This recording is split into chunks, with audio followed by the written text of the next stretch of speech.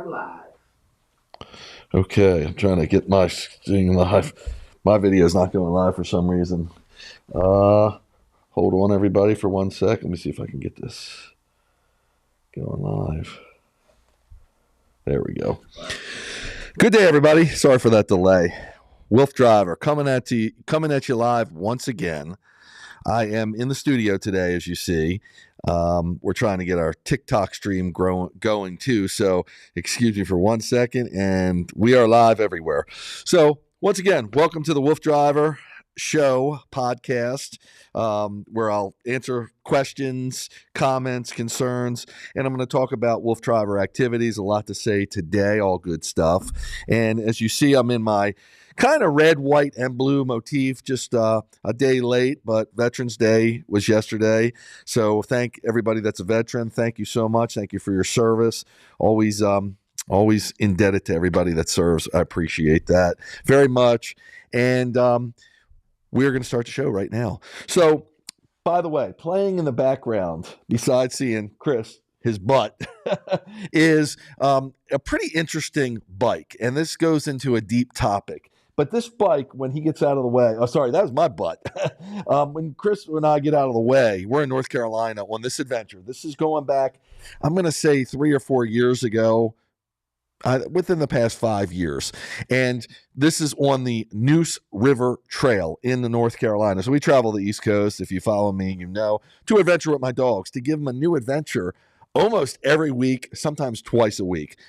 Weather permitting, and we're usually, even when it's hot, we'll go up in the mountains and go at night. Hopefully, if we can find some cooler temperatures, because with my design, Dog Motorsports, we can do this year-round virtually. And I'll explain more later. If you follow me, you know about it, because the dogs don't have to work too hard. They don't have to pull, and I don't let them pull when it's too hot. We don't go when it's too hot, obviously. You can't walk your dog when it's too hot. But during the cooler months, they can pull most of the rigs that I have, depending on what activity we're doing. So right now you're looking at what I call my SideCar, the old British series, I think it was, Gromit, the dog that used to ride the SideCar. That's kind of what this is set up for, because at the time I had, if everybody remembers, I had 2 white Huskies that was part of one of my older generations of Huskies that were, unfortunately, they've crossed Rainbow Bridge since. In this video, I'm going to say they're 12-ish, 11 to 12 maybe. Jag had just gotten surgery to just get a growth removed. Fortunately, it was benign. It was not cancerous.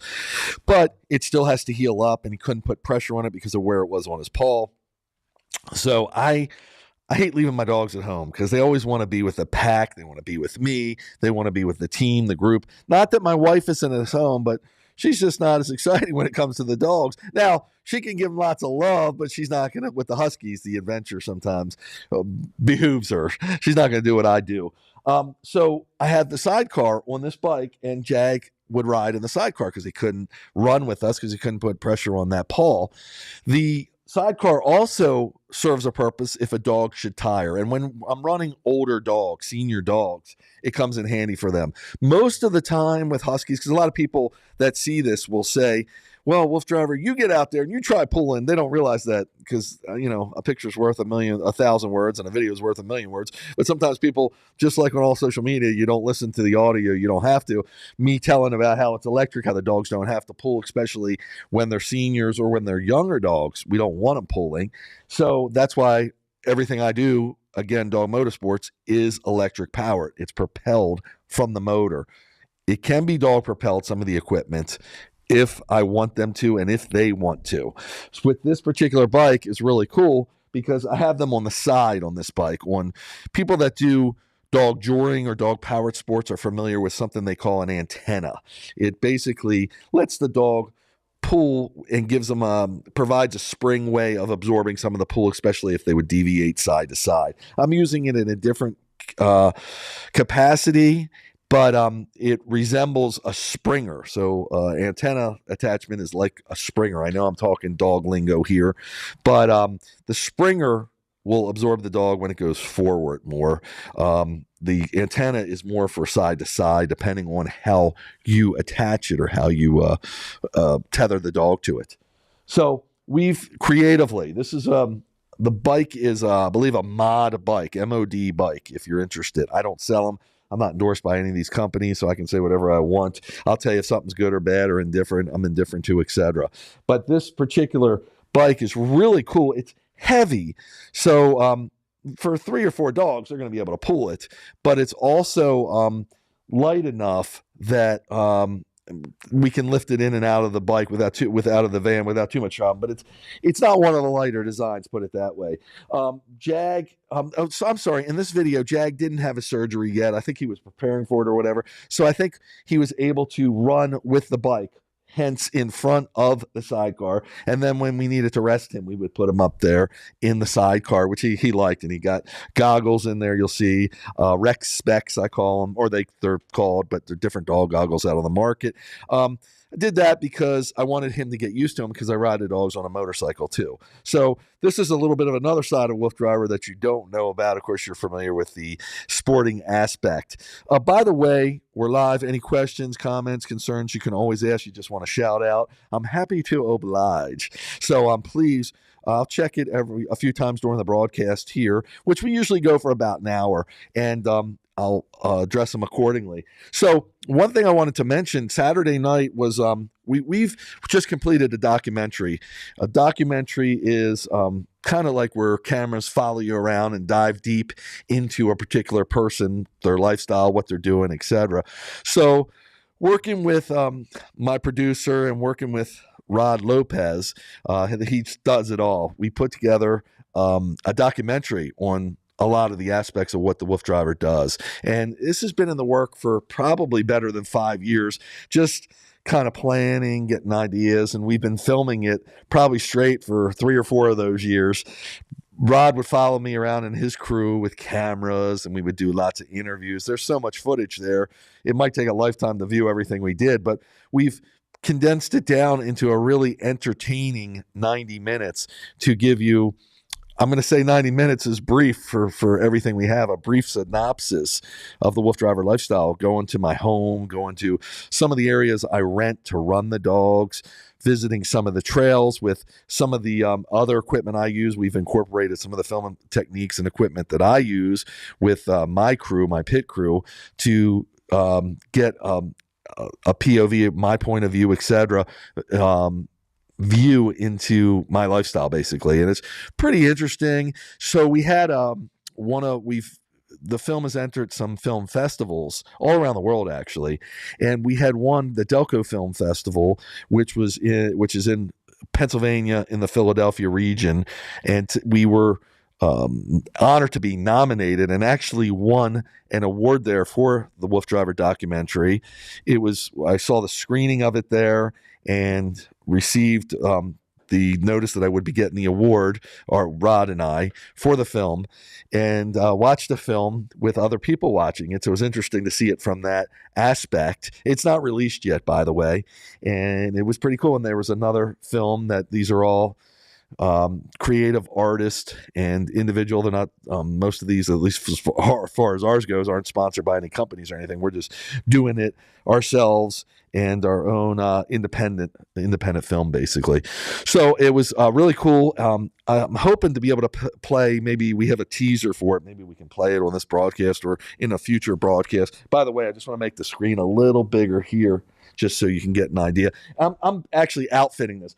Talking about the film and about the documentary, some of this footage I think shows up in there, actually. But this is, we spent a lot of time, when I say we, my pit crew, not even the film crew following me for the documentary, but my individual self. Through all this 30 years I've been running dogs, and I tried documenting everything. Now, back in the day, going back into the mid-90s, cameras weren't available. Maybe GoPro had just started out, and I was using the GoPro, at least the Hero 2.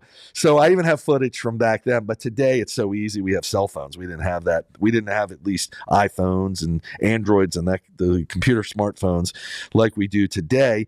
So it was easy. It's easy today to pick up a phone. But you can see I'm outfitting this whole bike with a whole plethora of cameras that can film from different angles, because quite frankly, I like to see the films to see how the dogs are performing and to see how the equipment is I guess, functioning with them, how it agrees with them, etc., as well as to share it and keep these memories forever and ever. So the documentary has a bunch of this stuff in it. That's why there's so much there. But it's really interesting. We're doing the actual premiere this weekend coming up, November 16th at 7 p.m. in Towson. Again, if you're in the Maryland area, you can contact me, and I can get you free tickets for as long while they last. I think we're running low now, but because it is coming up Saturday, and we'll do a Q&A after. And at the Delco Film Festival that I was just mentioning that I was at on Saturday, they did a little Q&A, and people have a lot of questions. This is stuff nobody's ever seen before,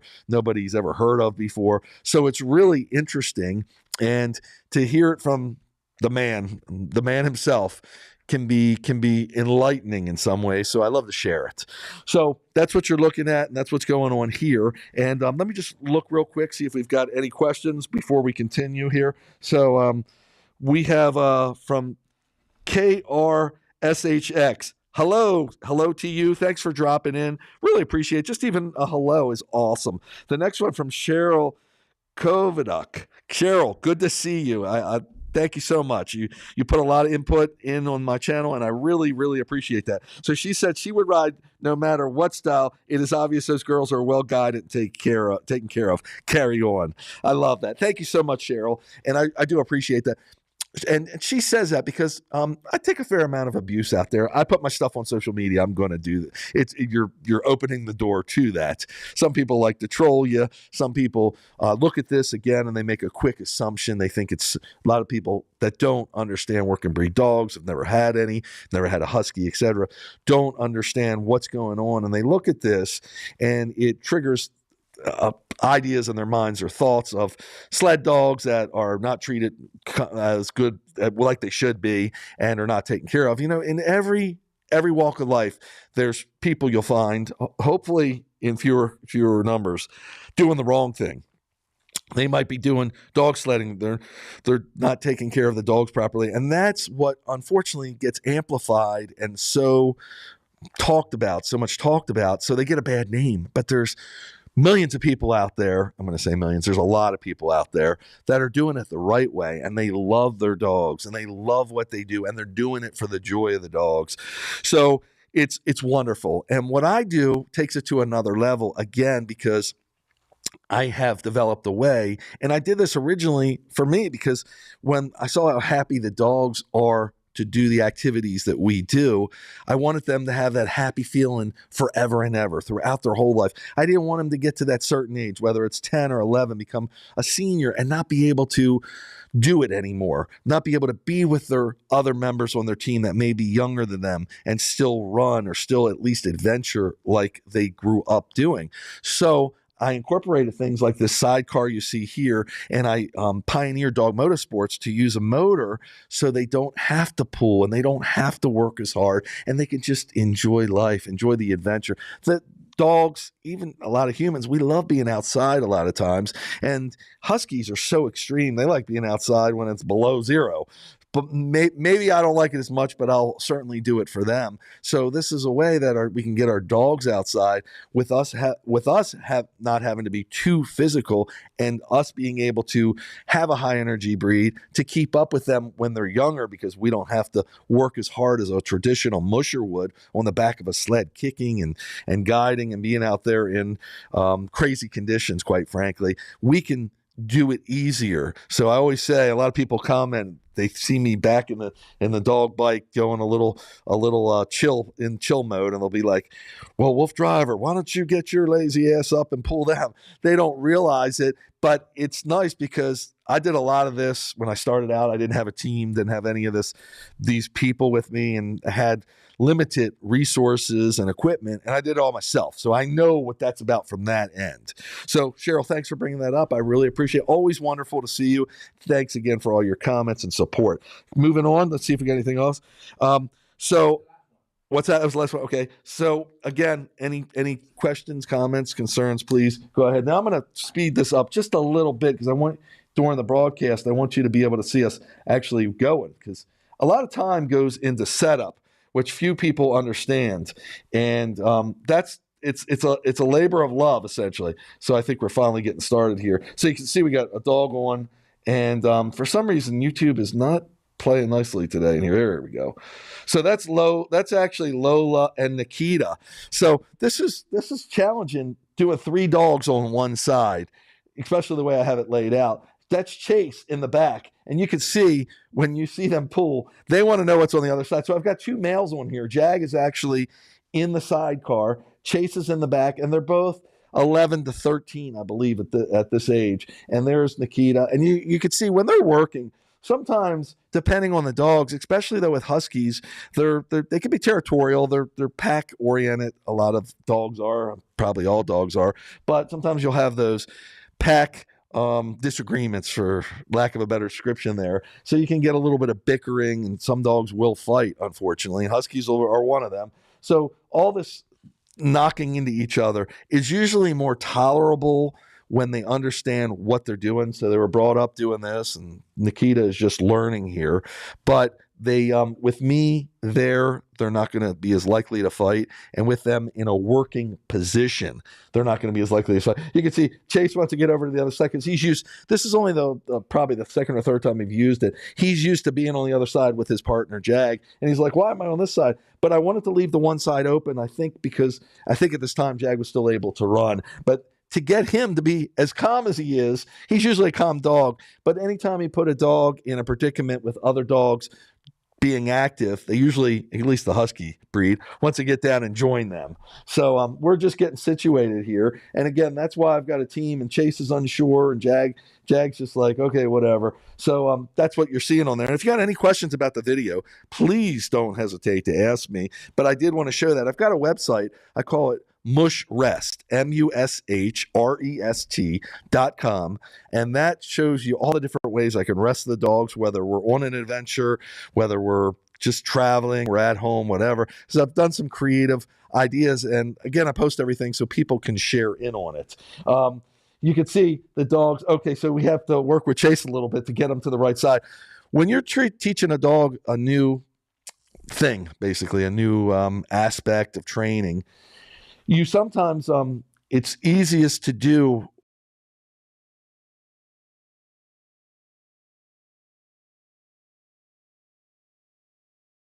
running to them. So once you warm, and they'll understand their role, especially these dogs are mostly experienced. But when you add the aspect of all the smells, we're always in a new area. Like I said, I adventure all over the East Coast. That makes it a little more challenging. And you can see Lola's like, well, where's the wheel coming? Where's this? Because they're not as familiar on here, but they pick it up so quick. It's amazing. And it's always about the praise and about keeping them as safe as possible. If they start feeling too weird of movements, they can get weirded out too. These dogs not as likely to do that because I've done so many different activities with them and put them in so many different situations that they adapt, and they've built the confidence through that training that makes them really, really confident that everything's going to be okay. And that's where the praise comes in. So one of my cameras, we're just staring at the highway. This trail, the Neuse River Trail, if you're North Carolina, you're probably familiar with it, at least in the part it is in the northern section of North Carolina. It's not too far south, but it's a great trail. It does go near the I guess the urban area, so you're going to be through some traffic, through some road crossings, trail traffic and road traffic. It doesn't ride on the road from at least a section that we did that I remember, but it does cross road sections. So here's cool. Now, always when you get the dogs on the grass, if they're a little not sure of what you're doing, to get them on the grass will take their mind off of stressing too much, because the grass holds the sense of the nature around it from the animals that pass through there. It's porous, not like the asphalt or concrete or smooth surface that is not going to absorb those odors, and those scents are what can drive the dogs and motivate them. So that'll give them new things to focus on instead of focusing on, I'm not sure about this, thinking like that. So you can see, and I'm learning the spike as well with them. But the way everything I do is set up, is that the dogs can't come into contact, or at least the contact they can make with the equipment I'm on wouldn't hurt them in any way. So the tether may not be far enough. If I'm worried about the dog, especially in the beginning, getting in front of the bike, I'll keep the tether a certain way. If I'm worried about it going too far away from the bike, I might keep the tether shorter. So there's a lot of different aspects. This trail, by the way, had a lot of interesting places under bridges. I can't remember if there was a tunnel on there, but there's a lot of water access. I think it's the Neuse River. It's the Neuse River Trail, so the Neuse River is right next to it. And we were able to get the dogs in there as well. Hopefully I'll have a view of that. But you can see Jag's a fat cat there. And that was Jag's lifestyle. He's a couch potato. When I got him out the exercise, he's like, oh, do I got to do this again? But once we're out there, he loved it. And you can see how the dogs are getting their own positions now. So they always like to see ahead of them. It's not always possible. In some way, they can almost always, even sled dogs, when you think they're looking at the other dogs, but they can actually see around left to the right. And they also can process the smells. So the story's getting told not only through their vision, if it's a little hampered in some way because of the dog in front of them or the equipment in front of them, they can pick up the scents much better than you and I, of course, and they'll know what's ahead, and they'll anticipate that, and that'll be motivating them, etc.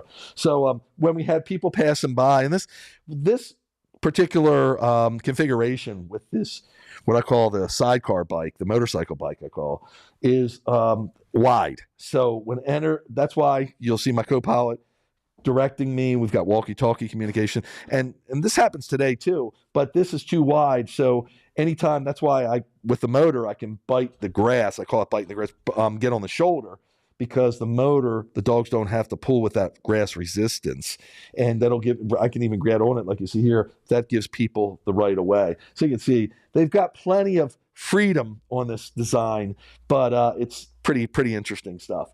So that's how I do that. A lot of people ask me, well, my dog's scared of the wheel, or my dog's scared of this, that, the other. It's all through training, and it helps having other dogs when you train them. Not in the beginning. Usually I'll almost always one dog at a time. But when you have other dogs that are veterans at it, they'll actually be able to help the other dog. Just seeing the dog says, oh, I see this dog do it, I must be okay. And if they know that dog, it makes it even easier. So there's a lot of different ways to train dogs. But this is running and is instinctual. It's the bike you got to get them used to, which is pretty easy. But you can see once we get settled in again, they get their own position and they're happy with where they're at, and they're stopped to get bathroom breaks happen. And that's perfect when I said that, because Lola was stopping to go to the bathroom. So we respect all the trail rules, because again, traveling all over the East Coast, each trail is different, but we get rid of the waste off the trail. Some trails want you to pick it up. Sometimes we're able to just kick it out to the side, whatever the case may be. And that's why I've got a co-pilot, because I don't have to keep getting on and off of the bike. Because one thing that is really important to mention, that this, like a human exercising, this stimulates the dogs to go to the bathroom. And that's why another aspect is it's really healthy for them to exercise like this, or in any capacity, but usually in a fresh area. They'll have to go to the bathroom that they haven't been to before. And that happens. Like if you keep taking the dog out to your yard to go to the bathroom, the dog can learn. But some people will say, well, my dog's, I can't potty train him because he keeps going outside and he won't pee or poop there. He comes back inside and does it. There's a few reasons that can be happening. But when you take him to a new area, if you take him in your car and you take him down the road, and he hasn't been down the road ever, or not recently, whatever, it's really fresh to them, they're more likely to go to the bathroom in that area because of the freshness, and they smell the nature around them, and their instinct tells them that there could be a prey opportunity. So that means there could be something that comes by that they want to jump on for prey, or there could be a confrontation that could happen, another dog, another animal that they could get in a confrontation with. So this immediately, instinctually triggers them that they want to empty their bladder, their bowels, whatever, because they don't want to have to do that in the middle of a confrontation or in the middle of chasing prey. So that's why potty training's easy. It just depends where you do it. So whenever we get to a new trail, it's almost like instantly they're going to the bathroom. They want to mark that area. They want to be ready to instinctually entangle in anything that might present itself. Of course, they're not going to mess with anything. They're tethered to the bike. But when I free range, when I have the dogs off leash, I watch it happen over and over. That's especially going to trigger that. I mean, a million times. I didn't know the dog has that much in its system to keep going to the bathroom. Some of it is marking, so they can mark without, basically just by getting a dropout maybe. But it's pretty amazing, and that is always my tip for anybody that has issues with potty training. Take them to a fresh area. So you can see we get a rhythm going here finally on this Neuse River Trail in North Carolina. And you can see Jag's just like, whatever. If I put the TV out for him and gave him some popcorn, that'd be his ultimate goal.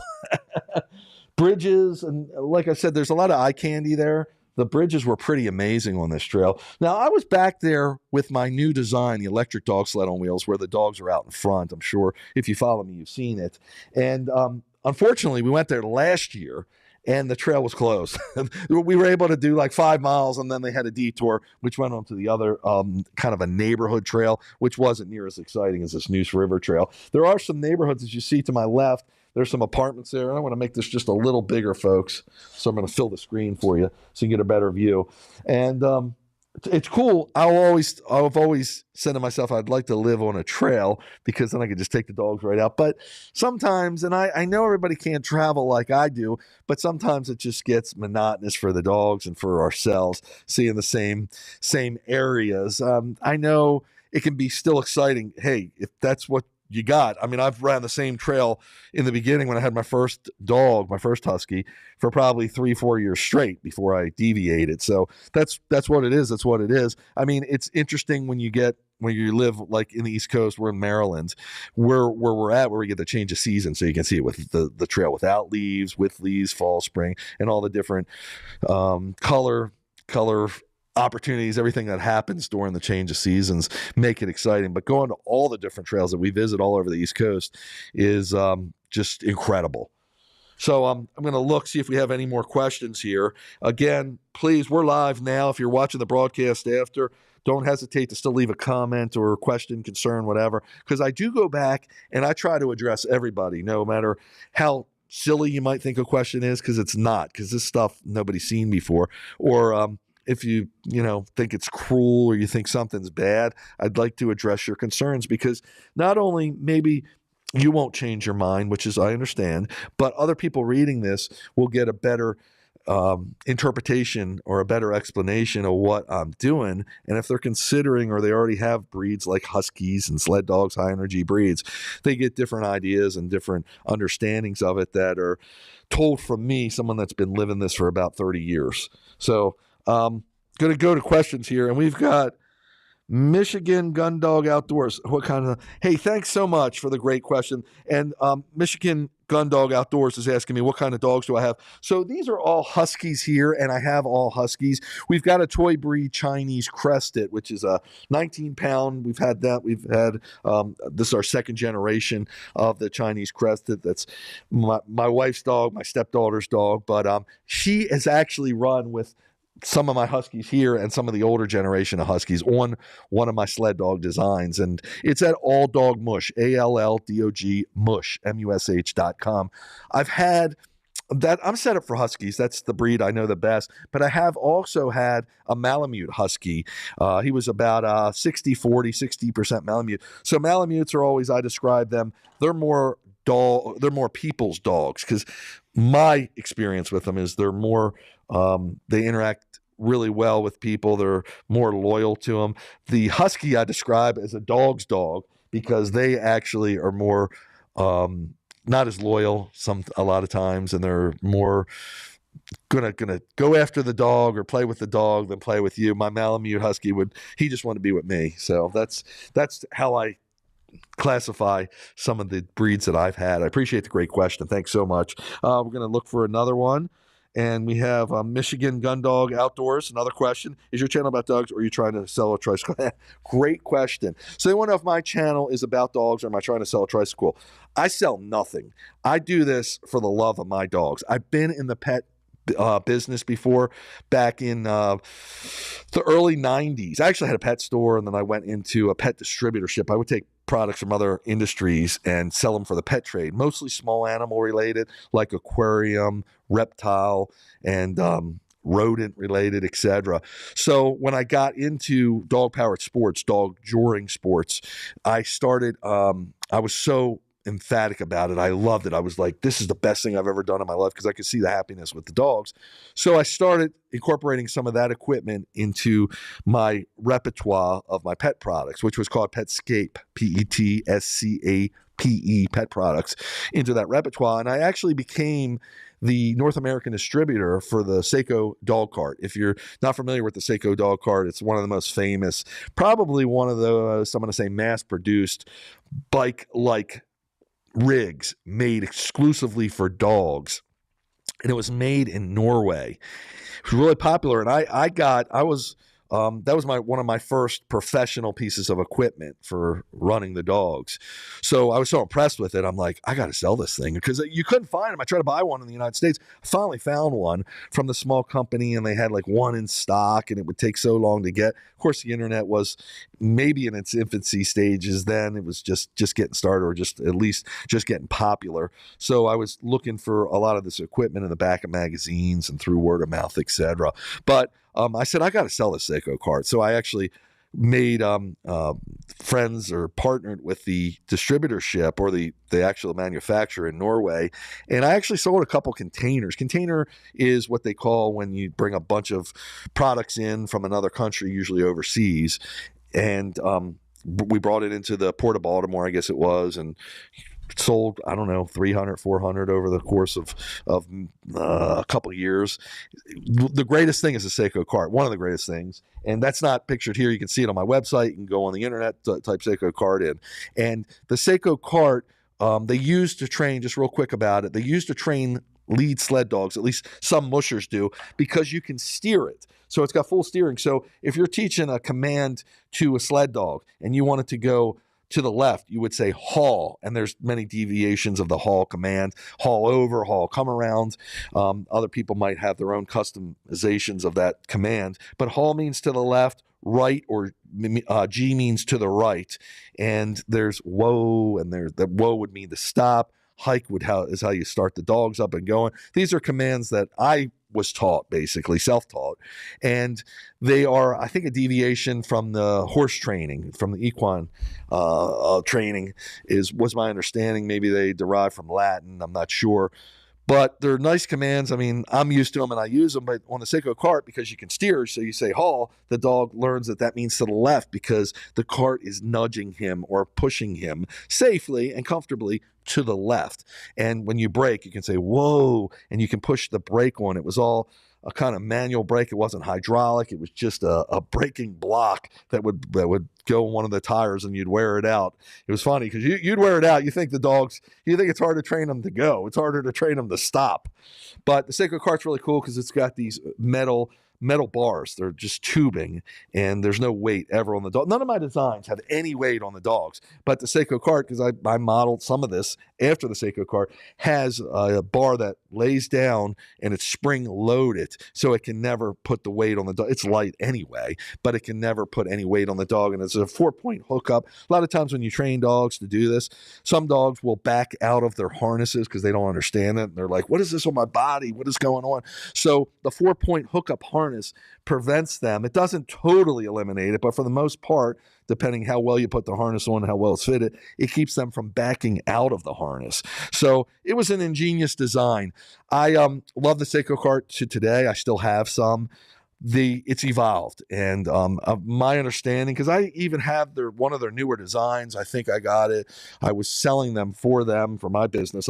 They moved to California. At least someone bought them and moved the whole operation there. And I actually bought some of them to sell them but they got really expensive. I would say almost cost prohibitive in some ways.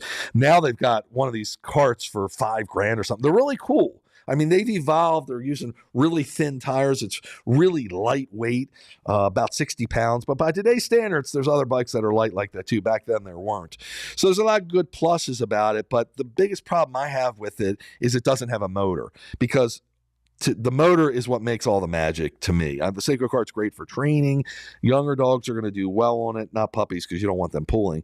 But with my designs, what I call the electric dog sled on wheels, almost any age dog can run on it. It's hooked similarly to the Seiko cart, but I've taken it another way, because with the Seiko cart, when you put 4 dogs, 2 dogs is easy. When you put 4 dogs, one behind the other, it becomes a little more complicated. I've done it, but my new designs with what I call the mushing bar works better, in my opinion. But if you have a Seiko cart, you can find them on Facebook Marketplace, eBay, etc. Some used ones in the $1,000 to $1,500 range.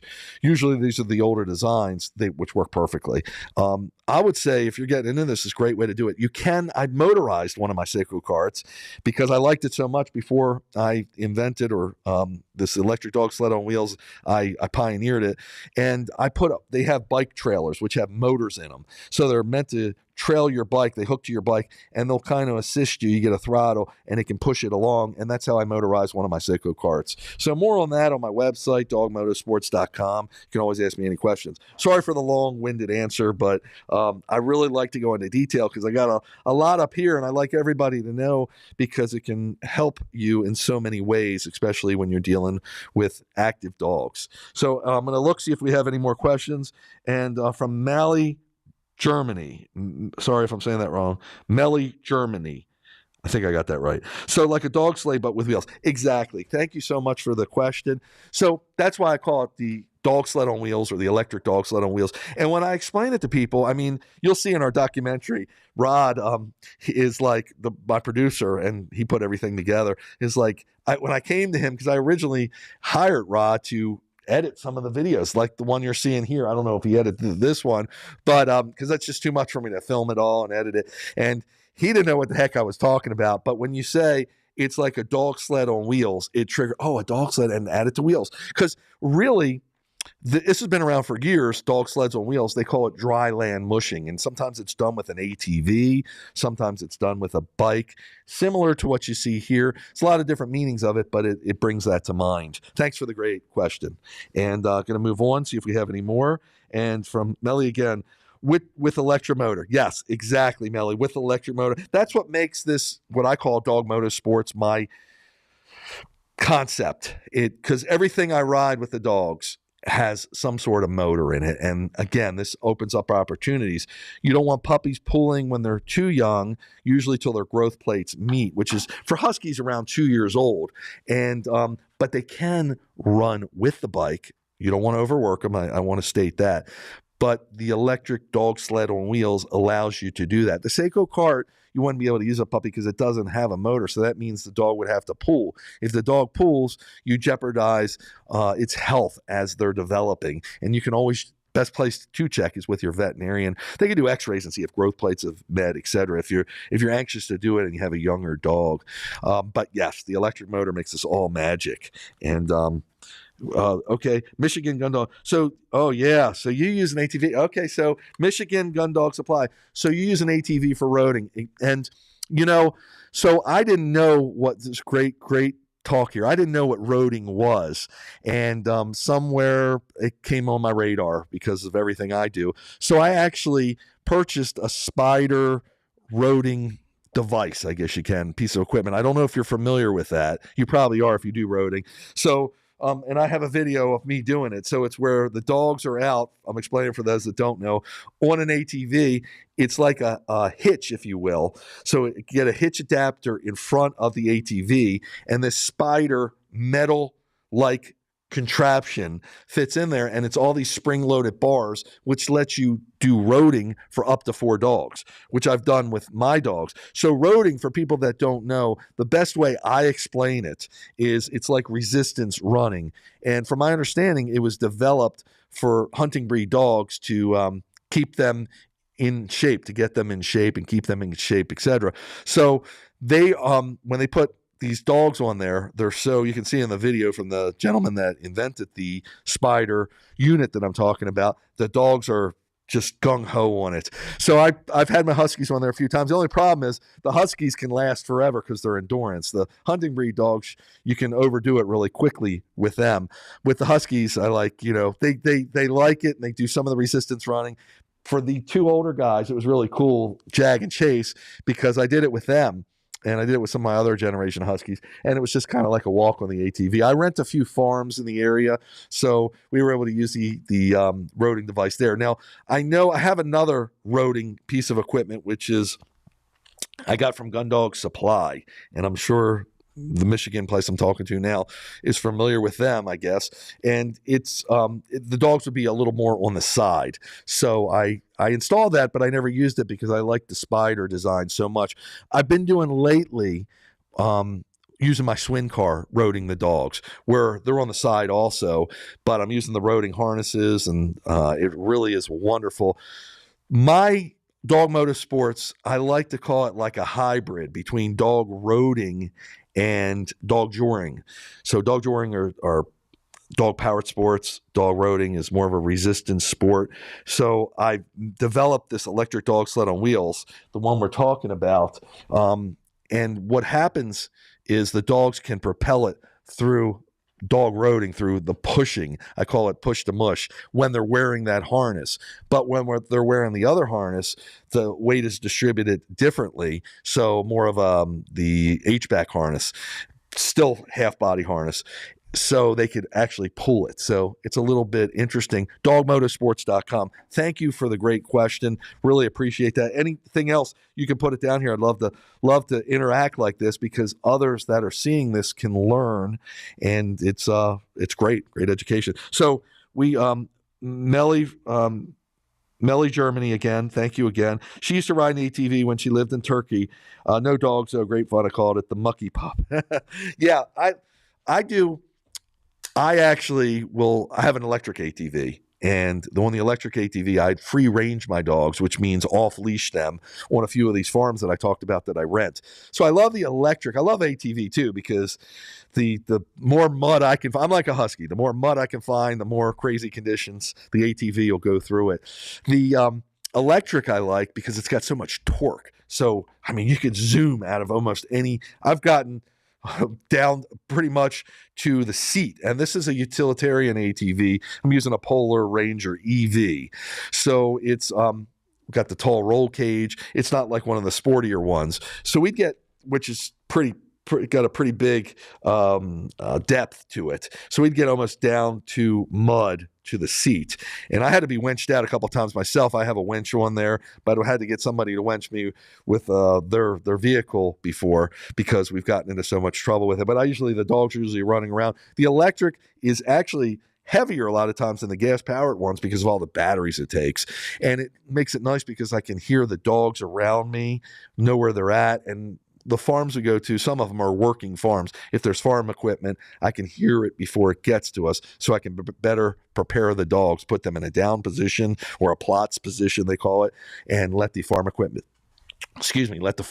go by. So thanks again, Melly. Again, any more questions or comments, please keep them coming. And Crazy Crunch, age is 45. Okay, so age. Actually, I appreciate the comment. I'm about, how old am I? 12 years older than that. I'm 57. Now, in these videos, the videos go back to the mid-90s. So I was, when I started, about 30 years ago. So I was like 25, 26, 27. So I appreciate the compliment. If I let my beard grow out, it might show too much gray. You might have said, you're probably 65. So I am... unfortunately, I'm not as fit. I mean, age, father times takes its toll on everybody. So I'm not as fit as I used to be. And again, that's why I developed these dog motorsports, because I don't have to be as physical, because these dogs will wear me out. My motto is I can wear out any Husky, because of all these different ways I use to exercise them and adventure with them, because it's not about like you can take a dog and throw a ball all day long. Some dogs love to retrieve that ball, like retrievers. Some dogs will bring it back to you a couple times, and some dogs will look at it and say, go get it yourself. Huskies kind of in between there. Some Huskies will go and get it. They don't want to give it back. They don't want to bring it to you. They want to chew it, whatever. But finding a sport that is instinctual to the particular, we call it breed specific sports, to the particular breed is the key to this. So pulling in the capacity or being in a rig, a sled like rig, is so instinctual to the dogs. So that will almost encourage them to run. So because of that breed instinct, they're going to engage more than chasing a ball, and they're going to get that exercise out of them. The only problem is you run out of areas sometimes. You know, you're in the same area, depending for a real sled dog adventure. I've done it before. I mean, I've done a larger team, 9 dogs, just once as more of a observer. But because of my mushing experience with smaller teams, the musher wanted me to do it. But then I've done plenty of times myself with just 2 dogs and a sled, and that's a lot of work. So that's why, again, I go to dog motorsports, because it's familiar exercise to them. It gets them to engage. And with the bike, I can go as fast as they want. I can go up almost any hill they want to go. With the ATV attachments, we were talking about dog roading, and with some of my newer bike designs, almost like ATVs, and I can put them on there and road them. I can go almost anywhere with them. So there's a lot of opportunities where I don't have to be quite as, not near as physical, and I can give the dogs the fulfillment and the breed specific exercise that they really need to be the happiest they can be and live their best lives. Thanks for mentioning that. So Melly again. Melly, I'm sorry if I'm not saying that right. Do you enter competition races, or just do I enter competition races, or is this just for exercise? So none of this is competitive. I've gone to one seminar about dog carting, but beyond that, it's all recreation for me. And I've never wanted to compete on that level, just because what I'm doing is so in between everything, and there's so many places. I mean, when you get involved in these sanctioned events, there's so many different qualities and so many different ways, regimented ways that you have to abide by, and I'm none of those. So I just want the dog to be happy, and I don't want the pressure of that, and I don't want to have specific dogs, because with dogs today, you get some, even with Huskies, sometimes they all need exercise, but sometimes, like you're looking at Jag, I'm tending to here, he's a couch potato, so he would have never been a competitive dog. Then when you look at Nikita, she's the cocoa-colored Husky there, and even Chase, when he's behind her in his prime, those dogs would have been good competition dogs, because they're just, Nikita's got more drive than I've ever had a dog have. So they'd be the kind of dogs you want to use for competition. The problem is that because I'll rescue dogs and I'll get them through dogs that need homes, etc. So I don't know anything about them, and it doesn't matter to me as long as I make them happy. So if you're in competitions, you need specific dogs, and I don't want to limit myself that way, and I don't want to put the pressure on myself, because I just have fun just taking the dogs out and doing what we do. So hope that answered your question, but thank you so much again. Please keep the questions coming, because that's how you find out about what I do and how we can hopefully help others for the betterment of these breeds. That's the last one. Last one. Okay, so we've been on for almost 50 minutes, so I'm going to wrap it up. I'll say a couple more things. I'll look at the video here. So, by the way, I don't know if you saw, but I have she's got a GPS collar on her. So, and the GPS collar is just so I can track her exercise through that, even though I know when they're tethered to the bike, if we did 10 miles, if we did 20 miles, I know how much they've done. In addition, some of these GPS collars, and I have a couple on the dogs at all times. Some of them actually track their eating patterns. If they're licking themselves, maybe they licking themselves too much, maybe they have a wound or they have a hot spot, and you don't know it, especially with a Husky, because they're so hairy, you might not know it right away. This will tell me, oh, they've been licking themselves more than usual, they've been doing this.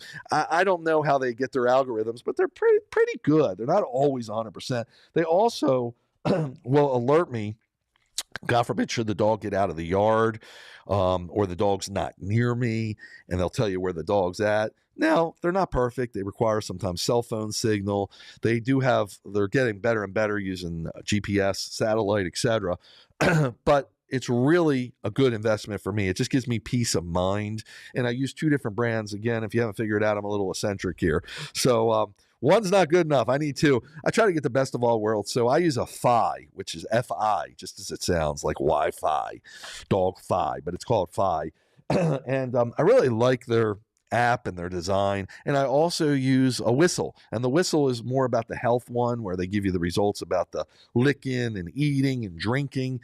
And they do kind of their own little health assessment weekly. The Fi, I really like for the activity level measuring. And I have them both on a case, God forbid, they would ever get out of the yard or we're on a venture, they would get away from me. I would always be able to hopefully track them in some way.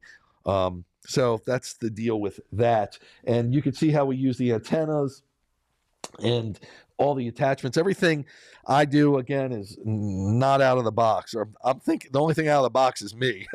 Everything else, whatever you get, and that's where we took Jag out of his sidecar. Everything else is got to be created for what I do in some ways. Not to say, like I said, you can go out and get a Seiko cart. You can get a lot of this equipment. You just have to. Seiko cart is made for dogs. These bikes are not, so you have to adapt them.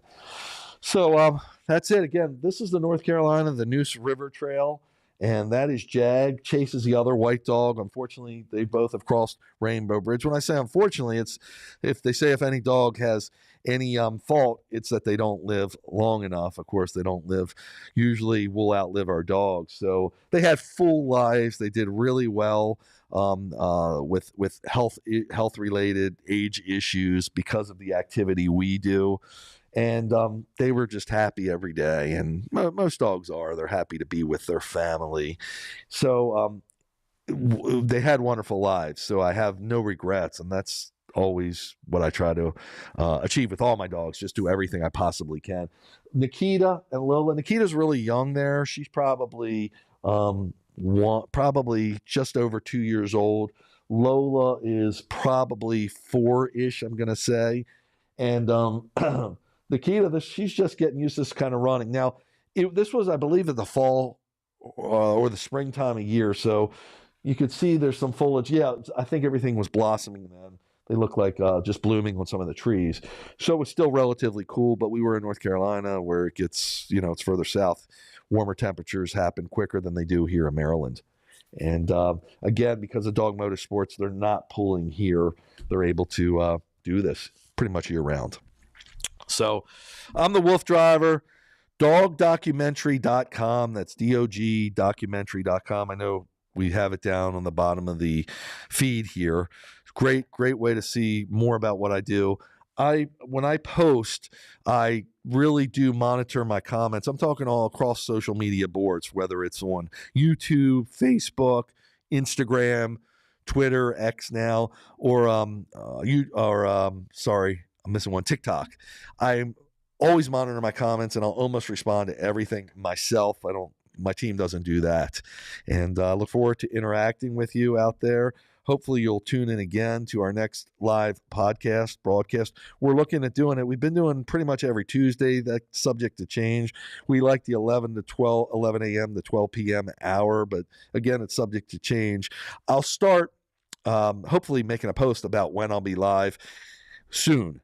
And a weekly post. Also, we hope to have some people interviewing me.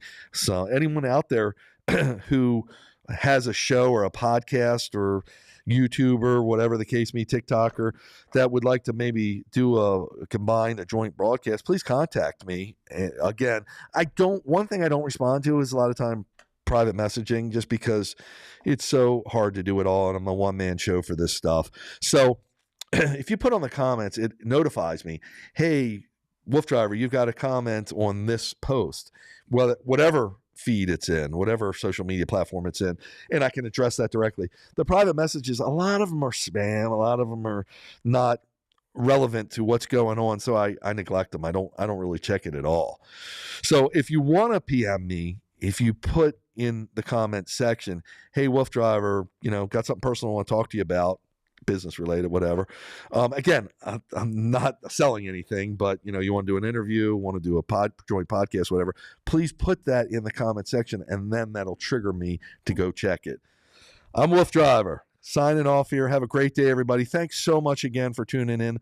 Look forward to seeing you on the next broadcast. Just wanted to mention, yesterday we were on the Red Bank Valley Trail in Pennsylvania, and you can see on social media that was where we visited last, and we'll be on a new one later in this week or early next week, and so you'll start seeing posts from there and that trail. Have a great day, everybody.